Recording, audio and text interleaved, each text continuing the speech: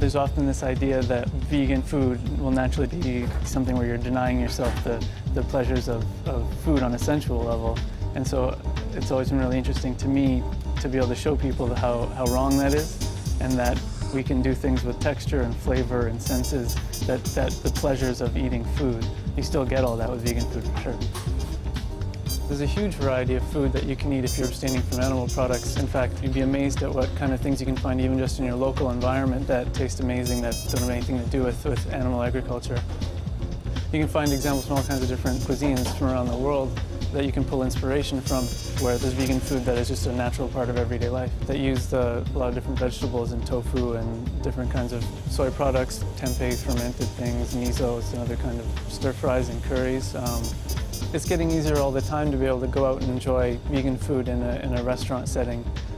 There's places opening up all the time, and even in places that aren't fully vegan or vegetarian, they're more and more catering to people with that diet as it's becoming more and more popular and taking off. SAF is a very busy restaurant. We can often easily do like 200 people in a day, and it was voted by Time Out as one of the top 50 restaurants in the city in 2009. So for a vegan restaurant to be in that category, it's pretty impressive. And so our clientele and the people who come here come from a variety of different backgrounds.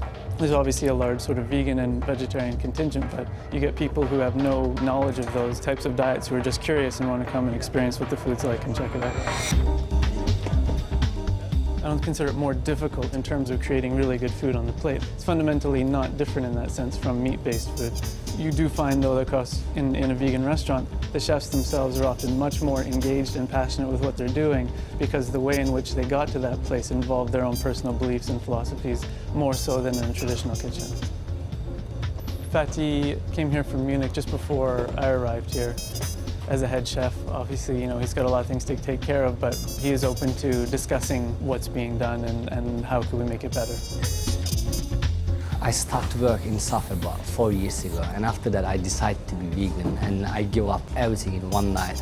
And I feel the difference between the old days and now. So I'm much more healthy, and I don't need to go back to eat this kind of animal products anymore. So actually SAF changed my lifestyle. People love our foods, and they always keep asking to open the second one. We have lots of vegan and organic wine, so if you have a good baked tofu, you can get nice red wine. Normally, if you're making risotto, you have to use some chicken stock, veal stock, or beef stock, whatever, but I just use some mushroom stock or vegetable stock. I think it's the most popular dish in restaurant now.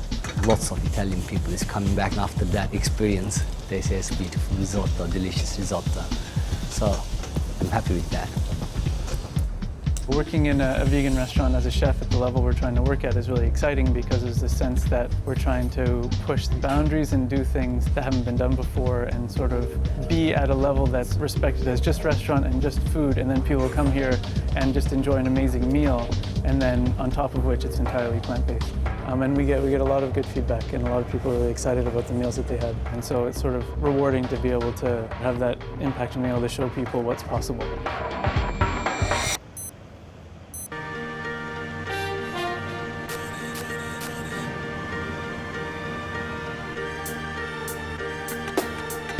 I have a very, very active lifestyle. I'm a retained firefighter. I'm on call 24 hours a day, 7 days a week. I always have to be armed and ready to go at all times, as well as my training. And I can honestly say that I never feel inadequately catered for on a vegan diet. I started running predominantly to raise funds for animal charities, and I started to win races, and I decided that the ultimate goal would be to run a marathon. I entered my first marathon in 2000 and I won it. And from there, I just decided that this was the way forward to help more animals and to promote vegan diet. Training for a marathon is not just about going out and running endless miles. It's about doing speed work, it's about doing a lot of endurance work and coupling the two together. So you've got to be fast, but you've got to be fast over a long distance. So I personally, and everybody's different, train between about 80 and 100 miles a week. I have complete 100% faith that my diet will give me everything that my body needs to perform well. I certainly don't look at meat eaters and think I could perform any better if I ate meat. I've run 22 marathons and I always produce a good run, no matter what. When I'm at a race, people are quite surprised that I can do what I do on a vegan diet, and they say, "Why are you vegan?" And I would say to them, "Well, why aren't you? Because after all, I've just beaten you. So perhaps if you try my diet, you might be up there winning races too." On one particular occasion, the person that presented me with the award was the Lady Mayoress, and she actually said that her daughter had been wanting to go vegetarian for quite a few months. When my mum was able to tell her that I'd been vegetarian since tiny and vegan since a teenager, she was really overjoyed that there was a role model there that she could use. That's a bigger achievement for me, because that's somebody growing up, and then she's the future, and veganism is the future. No alcohol, no weed, no cigarettes, no ease, no milk, no cheese, no eggs, no meat, just meditation and peace, red lentils, chickpeas, good workout, good sleep, more sunshine, like breeze.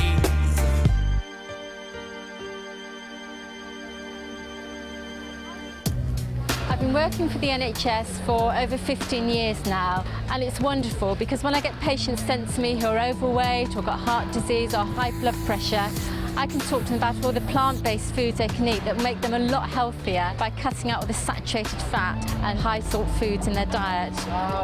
Recommendations now by the Department of Health is to go towards a more plant-based diet with the encouragement to have 5 portions of fruits and vegetables a day. In my opinion, omnivores can be lacking in lots of vitamins and minerals and nutrition generally. If you look at the obesity, look at all the fast foods, they're the kind of foods that vegans just wouldn't entertain eating at all. And certainly studies have shown that vegans are less at risk of heart disease, type 2 diabetes, and things like hypertension. So certainly a vegan diet encompasses all those health benefits as well. And I feel really fit and healthy. I love my food and I do love having treats. And the benefits from a vegan diet is that it's low in saturated fat. So you can have all these treats and you know you're still going to be looking after your heart. People often are concerned about calcium, which you can get from fortified foods, and vitamin B12, which you can get through things like fortified non-dairy milks, some soya products, also from some yeast extracts. Whether you're vegan or a meat eater, you still need to make sure you have adequate quantities of vitamin D. The main source comes from sunshine, from the sunlight on your skin. So get adequate sunshine or have fortified foods containing vitamin D. And we get quite a few queries about parents or pregnant women who are concerned about getting the right nutrition for their children and for their unborn child. And certainly we can assure them that they get all the nutrition they need through a planned vegan diet. And I've written a book for the Vegan Society about vegan infants. It starts from conception through to infancy. And hopefully parents are reassured that they can get all the nutrition they need for themselves and for their children. I've been vegan for 6 years, and when I became pregnant, friends asked me, "Are you going to stay vegan? Surely not," sort of thing. And I didn't have any pressure from doctors or midwives. Everyone seemed very happy for me to stay vegan. It wasn't a problem at all. I read a lot about being pregnant and I knew everything that I was supposed to be eating, and so it was absolutely fine. I was very active and fit during my pregnancy. Pregnancy was great. I quite enjoyed it. And she was £9.3 when she was born, so she was a pretty big baby. Without any dairy or meat, you know, I managed to produce a very beautiful, healthy baby, and everything's been great. I've felt very healthy and strong and fit since I've had her. breastfeeding hasn't been easy, it's made me respect other animals' milk even more and made me feel strongly that I don't want to ingest any other animal's milk, because their milk is meant for their babies just as my milk is meant for my baby, and it just seems completely wrong that adults of other species should be drinking milk that's not for them. I've been very lucky. I think she's a very happy baby. She's not had colic or any digestive problems, and some people have told me anecdotally they think that's because of my diet, that I'm not eating anything which upsets her digestive system. So I would really advocate staying vegan and being confident about being vegan, because I do believe it's the best thing for your baby as well as for you. Thank you. Okay, thanks a lot. Bye.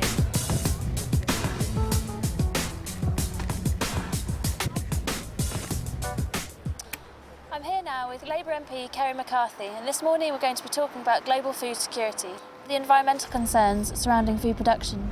Well, I think people just need to be very much aware of the impact of the Western diet on the environment as well. I mean, some people will become vegans because of health reasons, some because of concerns about animal welfare.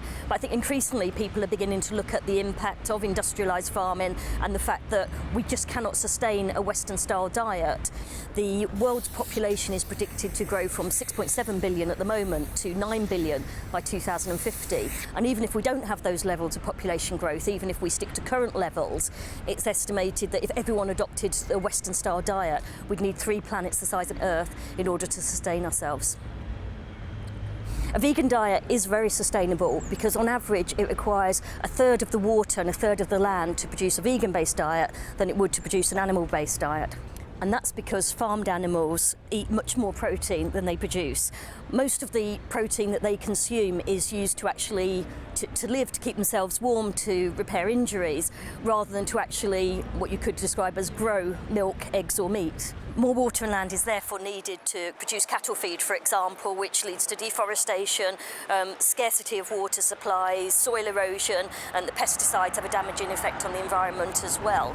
So we need to explore ways that are less harmful and wasteful and have less impact on our environment and on our natural resources. Some people ask me, well, what would happen to farmers' livelihoods if we all moved to a plant-based diet rather than animal-based? But obviously if people did do that, they would still be consuming crops that are actually grown by farmers. So there'd be a role for farmers to play to move towards a more sustainable way of farming.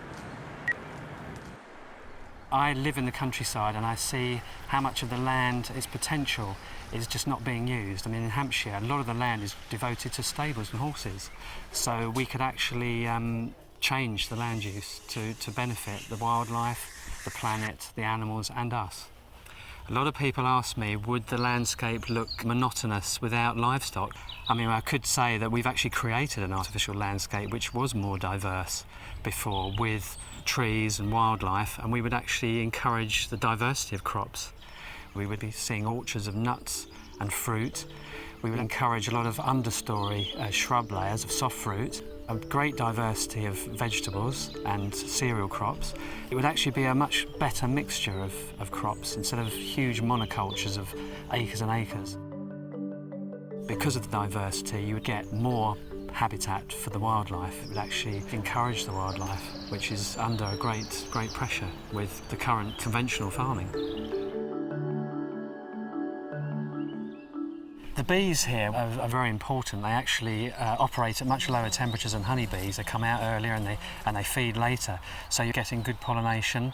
I know also here there are 3 species of parasitic wasp, which means that you have a reduction in caterpillar numbers, which cause a great deal of damage to cabbages and broccoli and kale, and hardly any damage is seen here.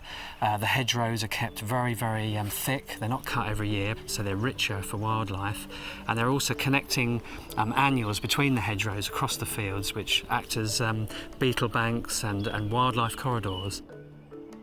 What these methods do is they actually benefit the biodiversity. You have more predators which keep a balance. You don't have the pest and disease problems.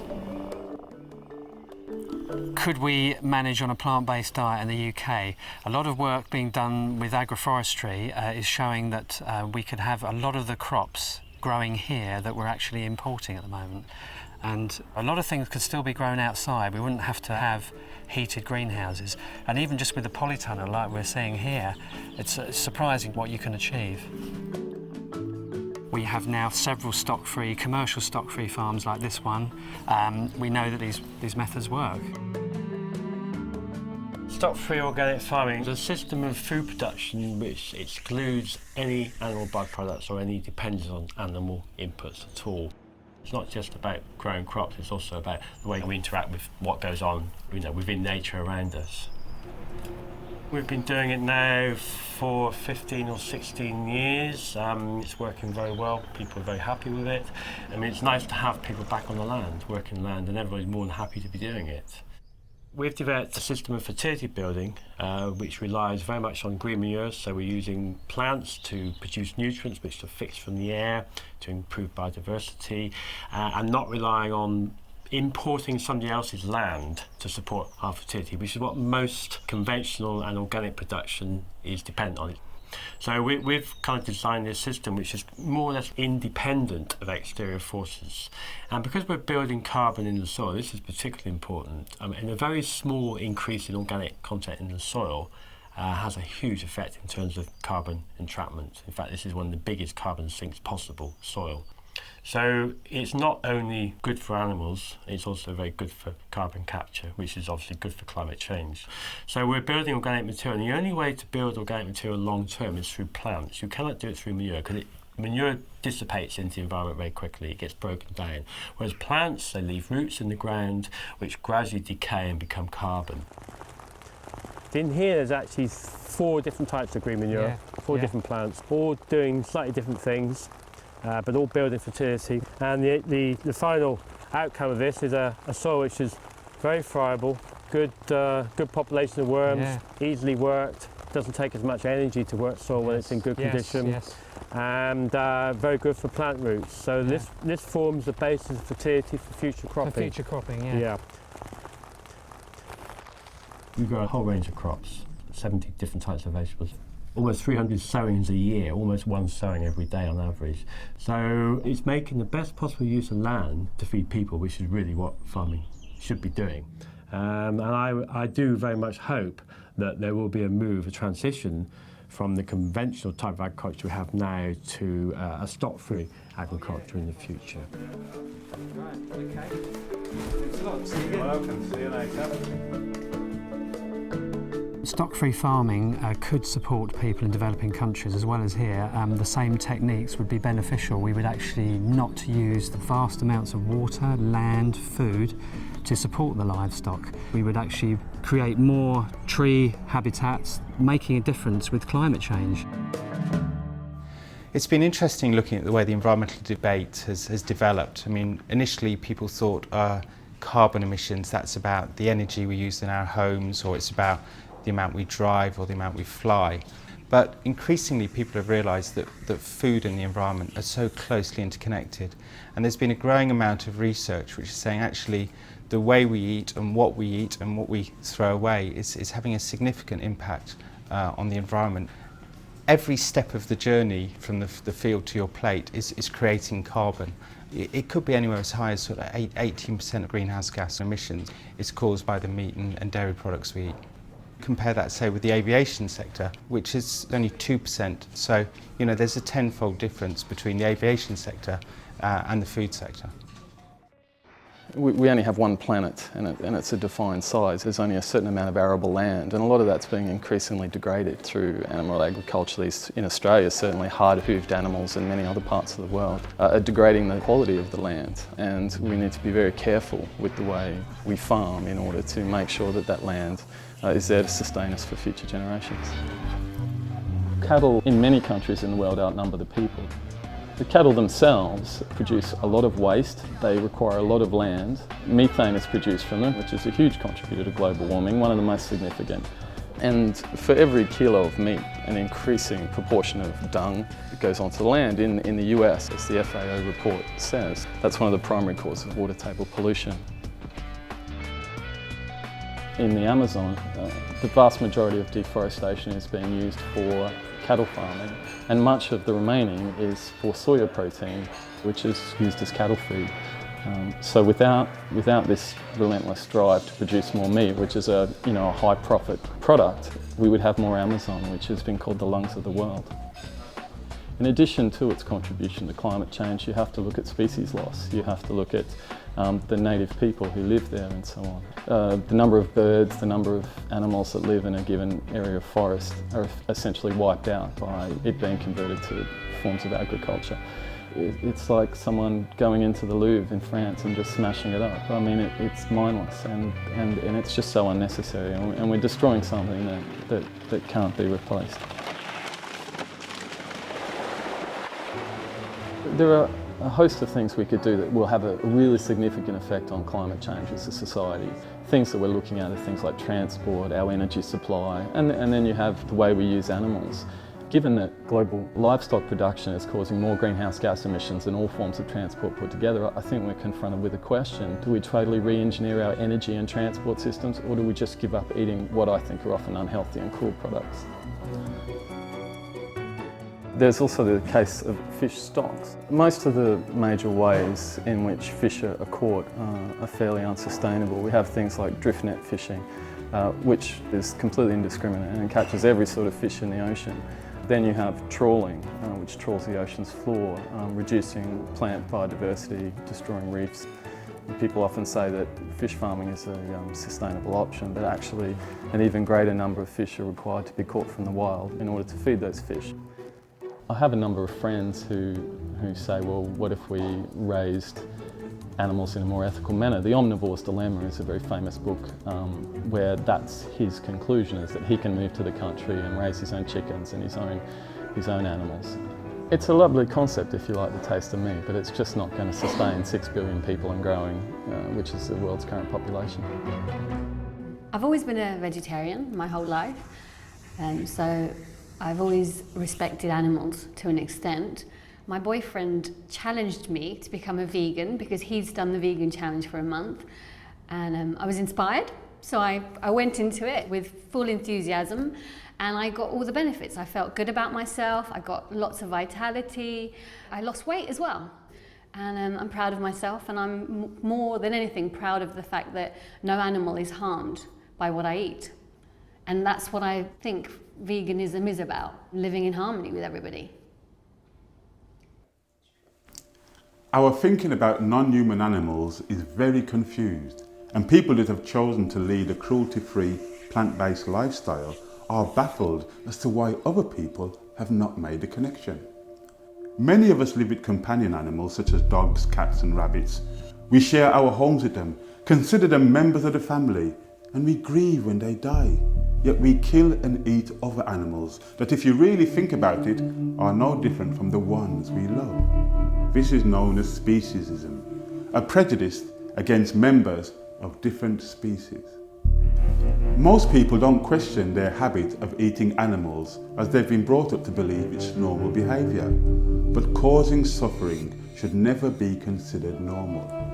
According to the United Nations Food and Agriculture Organization, humans kill approximately 56 billion animals for food each year, and this doesn't include fish.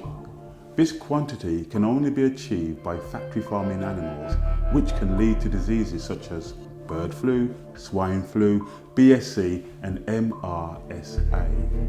Antibiotic-resistant microbes are the result of the overuse of antibiotics.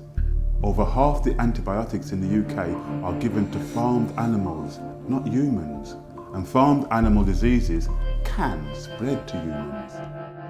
Behind windowless walls, it's easy to turn a blind eye to the horrific reality of factory farms and slaughterhouses. You may think this footage is old, that things are not like this anymore. Wrong. This is exactly what it's like, and what happens to the farmed animals who live outside is not too dissimilar. Free-range chickens will usually be slaughtered for meat at 8 weeks and organic at around 12 weeks.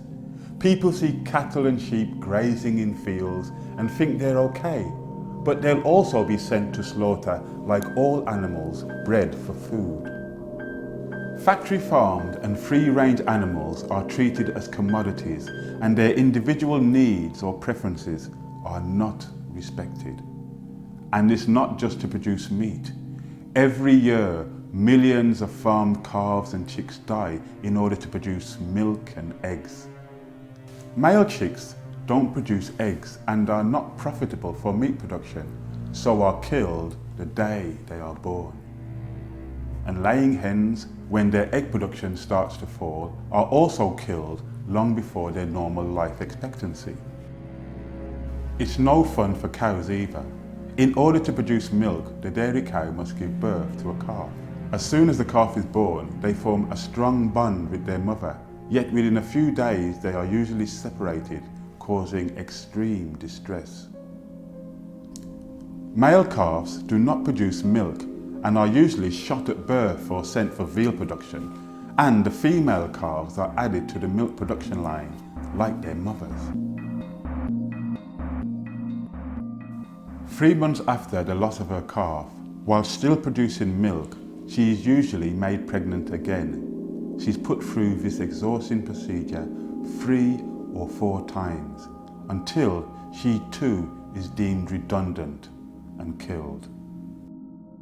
More than 20% of dairy cows sent to slaughter have been found to be pregnant, and the skins from these unborn calves is used to make soft suede. Many people assume that leather is an incidental element of the rearing of animals for meat. It's not.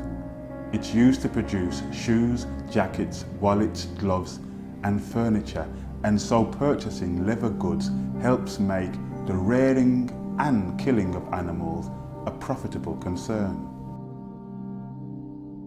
Just as we have tried to end racism, sexism, and ageism, we can also try to end speciesism. Enjoying a plant-based diet and vegan lifestyle is the ultimate protest against animal exploitation. It's taking action every day to reduce animal suffering and death by decreasing the demand for all animal products. I don't like watching the animal cruelty footage, but by us watching it together, we can make a difference. We can empower ourselves by being educated what is going on and then change it. With the mounting evidence, compassion, our health, the environment, water pollution, supporting developing countries, food security, rising population, sustainability, the rainforest. When people ask, why are you vegan?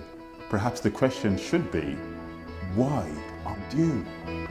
Please, make the connection.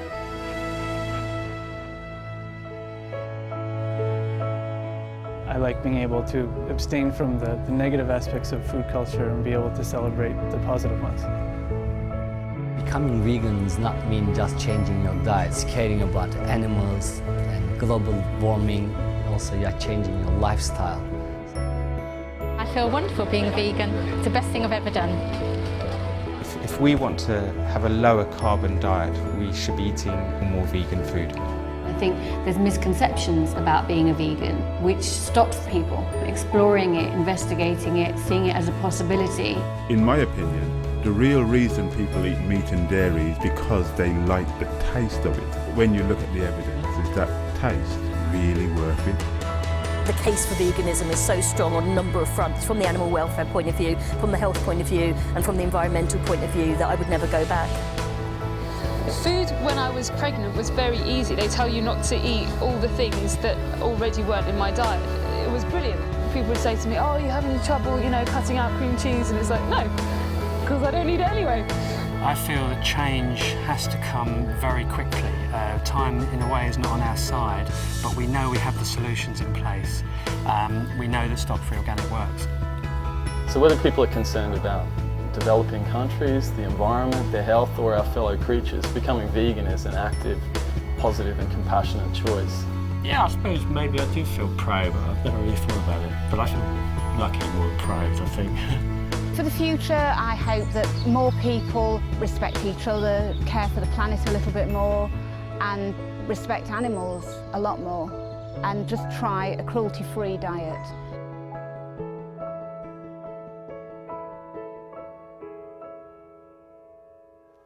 All you fi kill fi eat, for real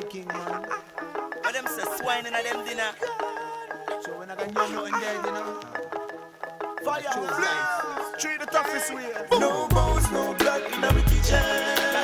We not gonna mix up in a vampire living. No bones, no blood in our kitchen. Say Rastafari, you're my greatest ambition. Man, me see enough of them not showing no respect for life. Run, here come the butcher man when he coming with his knife. I'm more pain, I'm more death, I bear murder. Life them take for them steak and hamburger. They ready to plant some seed in the mud, then to take you some flesh and go guzzle blood. Can never stop fighting it, stop fighting it. Hey, give it a life a try, you just might get some enlightenment. And this the one for the all of my vegetarians, raw fooders and vegans and all the vegetarians. Yo, cause I not put on it, you know we simple. To humbleness we have to live life simple. To put some food up on the plate. I mean I need no hook, mean I need no bait. I unite the roots, me food me not fish shoot. Or give me vegetable and some fruit. Make us a no bones, no blood in our kitchen. We not gonna mix up in a vampire living. No bones, no blood in our kitchen.